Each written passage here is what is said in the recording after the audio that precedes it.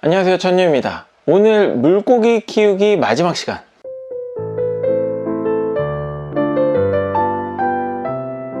구피를 키우시면서 또는 물고기를 키우시면서 탱크항을 염두에 두고 계시거나 탱크항이 뭔지 궁금하셨던 분들은 이 영상을 주목해주세요. 천유의 고품격 리뷰 방송. 자, 먼저 탱크항이 뭔지 알아야겠죠? 탱크항 아무튼 이 탱크항이란 무엇이냐, 보편적으로 사람들이 수조를 생각할 때 수조에 세팅해야 되는 건 수조, 바닥재, 수초, 그리고 여과기, 뭐 기타 온도계라든지 구조물 등등 있겠죠. 이게 기본적으로 사람들이 생각하는 수조의 모습입니다. 근데 탱크항은 수조, 여과기, 미니멀 세팅의 최고봉이죠. 그럼 이 탱크항을 세팅하는 방법을 한번 알아보도록 할게요.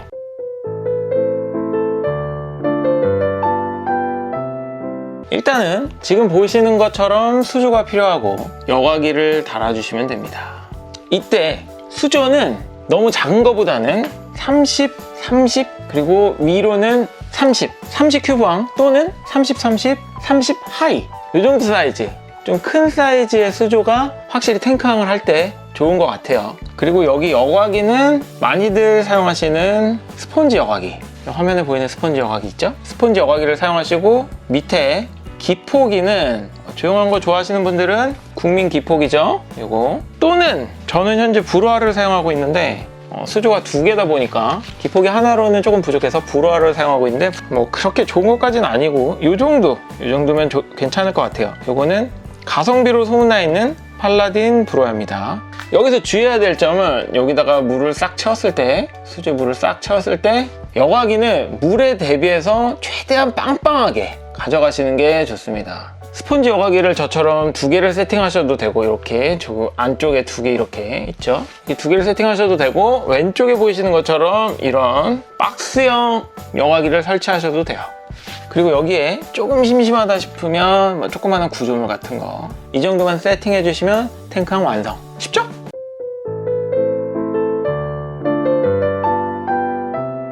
그럼 이제 탱크항에 대해서 배웠으니까 많이들 궁금해하시는 탱크항은 고수만 사용이 가능하다, 요거에 대해서 한번 얘기해 볼게요. 이제 탱크항을 왜 고수들만 사용하라고 그렇게 얘기를 하냐면, 이렇게 탱크항을 세팅을 했을 때, 물이 차 있고 포기를 세팅을 하고 했을 때 물고기가 살고 있잖아요. 그런데 여기 탱크항에 빠져 있는 게 바닥재거든요. 이 바닥재가 하는 역할이 수지를 잡아주는 역할도 하고 있다는 거 많이들 알고 계시죠? 근데 이 바닥재가 없다 이러면 수지를 잡아주는 장치가 하나가 없는 거고, 그러다 보면 어느 정도 물이 더러워졌을 때 수질의 폭탄을 맞을 수 있는 상황이 되는 거죠. 하지만 주 2회 정도의 물갈이를 해주신다면 그렇게 염려할 상황은 아닌 것 같아요. 저는 30에서 40% 정도 주 2회 물갈이를 하고 있는데, 이 정도만 해주시면 이 정도 깨끗한 물이 유지가 돼요. 사실 지금 이 수조도 제가 이번 주는 좀 바빠갖고 주 1회 물갈이 한 거거든요. 저는 참고로 물 생활을 한 1년 정도 했고요. 현재 화면에 보이는 이 두 가지 수조 다 탱크항으로 운영하고 있습니다. 오른쪽은 알풀, 왼쪽은 흔히들 말하는 믹스구피. 이 믹스구피 같은 경우는 처음에 6마리가 저희 집에 찾아왔고, 그중에 4마리가 죽었고, 나머지 2마리가 대략 한 70마리 정도의 새끼를 깠어요. 더 이상 새끼를 받지 않을 정도로 새끼가 많아졌고, 지금 이쪽은 사실 살짝 과밀인데 물만 잘 갈아주신다면 뭐 크게 과밀은 신경 쓰지 않아도 될 정도로 운영이 되고 있습니다. 이쪽은 뭐 보시는 것처럼 적당한 수준인 것 같아요. 하지만 역시 물을 잘 갈아줘야겠죠? 이렇게 환수만 해주시고, 여기 밑에 보이시는 이런 똥들 있죠? 똥들만 좀 걸러주시면 탱크항을 관리하는데 그렇게 어렵진 않습니다.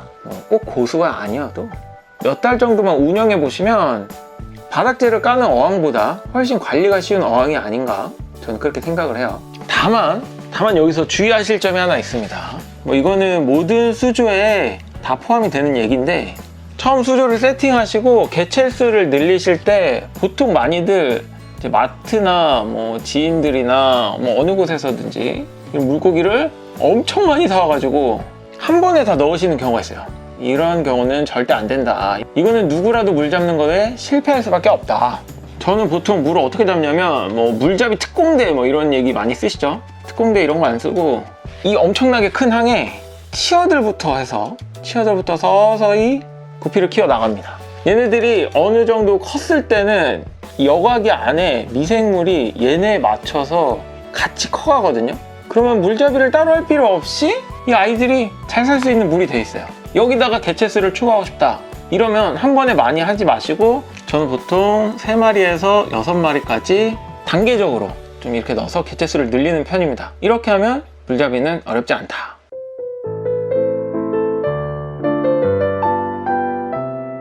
자, 이제 마지막으로 탱크항의 장단점입니다. 먼저 장점은 보시는 것처럼 굉장히 깔끔해요. 바닥재가 없기 때문에 이 공간, 모든 공간이 엄청나게 깔끔해 보이죠. 보통 바닥재를 이렇게 밑에 깔면 바닥재 똥도 보이고 음식 쓰레기도 끼고 이런저런 것들이 좀 껴있는데, 바닥재가 없기 때문에 깔끔하고, 또 수초가 있는 경우, 수초가 이렇게 있는 경우 수초가 썩거나 수초가 시들거나 이러면은 또 보기 안 좋아지죠. 그런 게 없기 때문에 굉장히 깔끔함을 유지할 수 있다. 장점, 깔끔하다. 그리고 두 번째는 아까 말씀드린 대로 주 2회 환수만 잘한다면 굉장히 편리하다. 이유는 바닥재를 바꿀 필요도 없고 수초를 바꿀 필요도 없고 하니까 물고기만 신경을 쓰면 되겠죠. 세 번째는, 이건 약간 케바케이긴 한데, 이 바닥재에서 나는 특유의 비린내가 있어요. 바닥재에서 올라오는 특유의 비린내가 있는데, 바닥재가 없기 때문에 바닥재 특유의 비린내가 없다. 이 정도가 되겠습니다.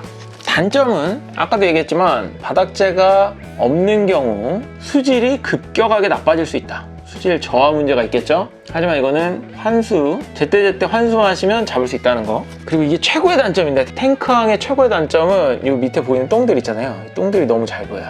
자꾸 청소를 하게 돼요. 똥들 청소는 어렵진 않은데, 가지고 계시는 사이펀이나 스포이드를 이용해서 빼주시면 쉽게 가능합니다. 하지만 귀찮죠.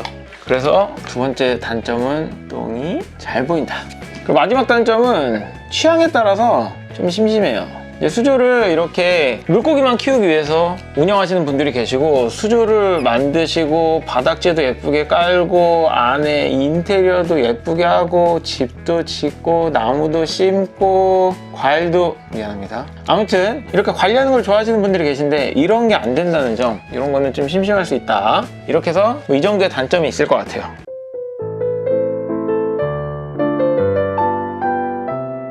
자, 이제 정리하겠습니다. 탱크항 어떤 사람들이 하면 좋을까? 만약에 내가 깔끔한 거를 좋아하거나 바닥재 청소하기가 귀찮거나 처음 수조를 세팅하려고 하시는 분들에게 저는 무조건 추천드리며, 탱크항 어렵지 않으니 도전해 보시길 바랍니다. 여기까지 천이었습니다. 시청해 주셔서 감사합니다. 우리 아이들이 밥 먹을 시간이 돼가지고 제 손길 하나하나에 굉장히 민감하게 반응을 하죠. 밥 먹을 땐 꼭 기포기를 꺼주시길 바랍니다.